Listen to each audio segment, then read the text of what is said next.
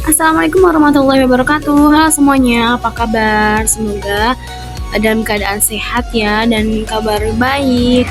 Oke, untuk dalam presentasi kali ini adalah untuk memenuhi ujian akhir semester, dan kita akan membahas tentang personal studies atau pembelajaran mandiri sebagai bentuk investasi diri menuju masa depan yang lebih baik. Oke, setiap individu itu punya potensi besar. Personal studies adalah cara kita mengenal diri, menggali minat, dan mengembangkan kemampuan di luar ruang kelas. Pembelajaran mandiri ini adalah proses belajar yang dilakukan tanpa bimbingan guru atau pengajar langsung. Seseorang itu bisa belajar dari buku, artikel, video pembelajaran, atau sumber belajar online lainnya. Oke, studi personal ini difokuskan untuk pengembangan aspek-aspek diri sendiri, seperti kepribadian, keterampilan, atau pengetahuan.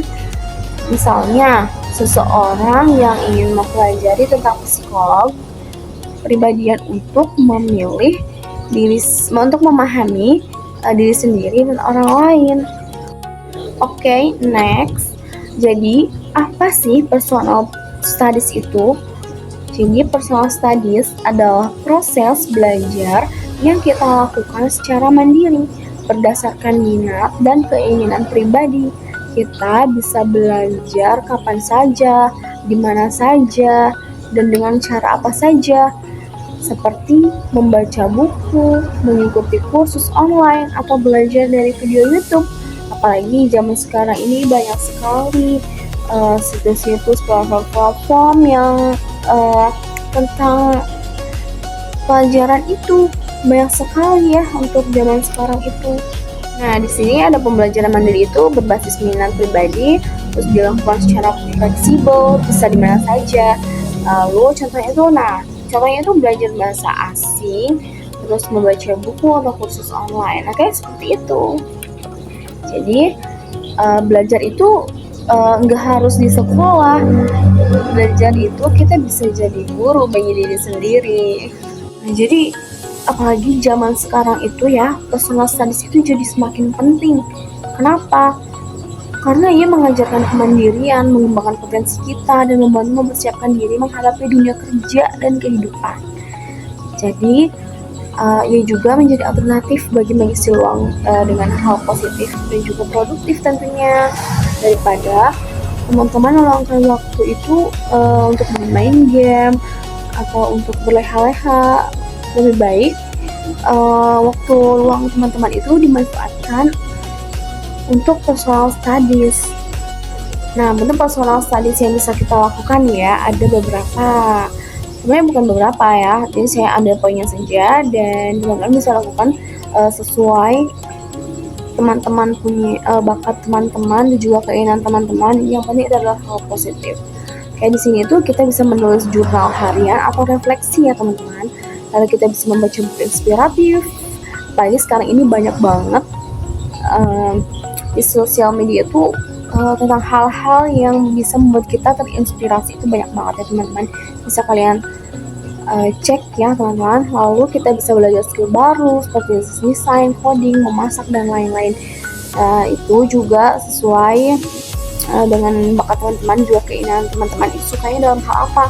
Misalnya teman-teman itu suka dalam hal desain, coba deh teman-teman belajar tentang mendesain. Kalau coding, coba perdalam lagi ilmu perkodingannya. Atau memasak, teman-teman bisa ya untuk belajar sesuai skill teman-teman.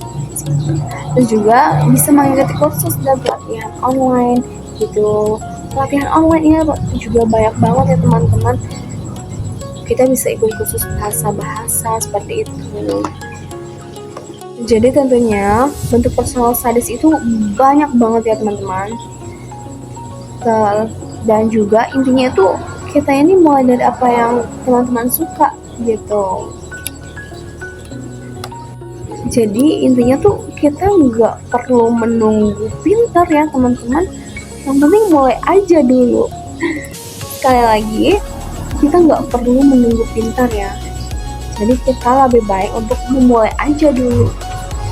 Oke, untuk slide selanjutnya adalah tips sukses dalam personal studies.